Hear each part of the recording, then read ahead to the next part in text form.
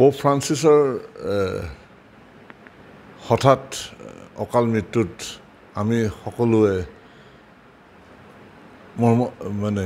দুখ প্ৰকাশ কৰিছোঁ আৰু তেখেতৰ নিচিনা এজন ব্যক্তি সমগ্ৰ বিশ্বত মানে অচিনাকি মানুহ নহয় তেখেত আৰু তেখেতৰ যিখিনি কাম মানে তেখেতৰ পৰিচয় তেখেতৰ কামৰ জৰিয়তে হৈছিলে আজি এনভাইৰনমেণ্টৰ কথা কওক ৰেফিউজিৰ কথা কওক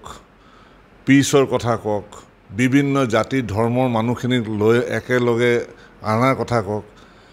যিখিনি ঠাইত মানে যিখিনি দেশত মানে তেখেতে মানে ভ্ৰমণ কৰিছে শান্তি আৰু সম্প্ৰীতি আগবঢ়াই ল'বৰ কাৰণে ইট ইজ এ টেষ্টিমনি আৰু সেইখিনি কথাটো মানে কি দুটা কথা নাই আজি মানে আমাৰ প্ৰাইম মিনিষ্টাৰে যিমানবাৰ গৈছে খুব মৰমেৰে মানে তেখেতক মানে আদৰি লৈখিনি মানে তেখেতে মৰম স্নেহ আগবঢ়াইছিলে আৰু বহুত দিনৰ পৰা আমি শুনি আছিলোঁ তেখেতক মানে ইণ্ডিয়ালৈ আহিব তাৰ কাৰণে এটা খুব মৰমৰ যিমানখিনি পৰিস্থিতি বেয়া আছিলে বা কিবা হৈ আছিলে কিন্তু তেখেতে চবৰ লগত মানে যোনটো মৰম যোনটো স্নেহ সকলোৰ পৰা পাইছে আজি সেইটোৰ কাৰণে আমি সকলোৱে মানে দুখ কৰিছোঁ কিন্তু বস্তুটো হ'ল তেখেতৰ মানে কিছুদিনৰ পৰা আমি সকলোৱে জানো তেখেতৰ অসুখ হৈ আছিলে যথেষ্ট এমাহৰ বেছি মানে হস্পিটেলত আছিলে আজি হঠাৎ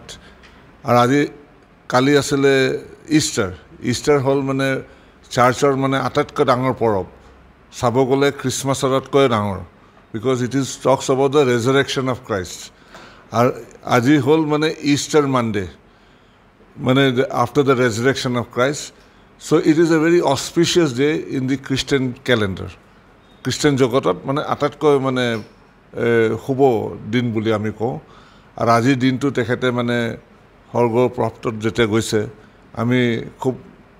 ঈশ্বৰৰ কামনা কৰোঁ যে তেখেতৰ মানে আত্মা শান্তি পাওক আৰু চাৰ্চৰ মানে যিখিনি কাম তেখেতে আগবঢ়াই লৈ গৈছিলে সেইখিনি আগন্তুক দিনত মানে আৰু বৃদ্ধি পাব বৰ্তমান মানে কি অসমৰ নিউজ অহাৰ লগে লগে প্ৰাৰ্থনাবোৰ বিভিন্ন গীৰ্জাঘৰত বা বিভিন্ন অনুষ্ঠানত অলৰেডি আৰম্ভ হৈছে আগন্তুক দিনত মানে শ্ৰদ্ধাঞ্জলি পতা হ'ব আৰু অল প্ৰেয়াৰ মিটিং পতা হ'ব খ্ৰীষ্টানসকলেও পাতিব আৰু আমি সকলো মানে বিভিন্ন ডিনমিনেশ্যনেল খ্ৰীষ্টানৰ সৈতে আছাম খ্ৰীষ্টান ফৰামৰ পৰা ডেফিনেটলি সেইটো পতা হ'ব আমাৰ ইউনাইটেড খ্ৰীষ্টান forum of north east India আছে তেখেতসকলেও পাতিব কেলৈ পৰিয়ালৰ এজন মুৰব্বী গ'ল আৰু সেই পৰিয়ালটো আজি মুৰব্বী যোৱাৰ কাৰণে আমি সকলোৱে মানে দুখিত আৰু তেখেতৰ মানে আত্মাৰ কামনাৰ কাৰণে আমি প্ৰাৰ্থনা কৰিমেই নিশ্চয় যেনেকৈ সকলো আমি কৰোঁ আৰু ডেফিনেটলি নৰ্থ ইষ্ট পিছুৱাই নাযায় আৰু নৰ্থ ইষ্টৰ মানে সেই সকলো পৃথিৱীৰ লগত এই দুখত মানে যোনটো যাত্ৰা যোনটো থাকিব ডেফিনেটলি মানে তেখেতৰ মানে কবৰ দিয়াৰ লৈ যথেষ্ট দিন থাকিব কেলৈ তাহাঁতৰ প্ৰচিডিউৰ আৰু প্ৰট'কলবোৰ আছে সেইকেইদিনলৈ কিজানি আমাৰ প্ৰেয়াৰ চলিয়ে থাকিব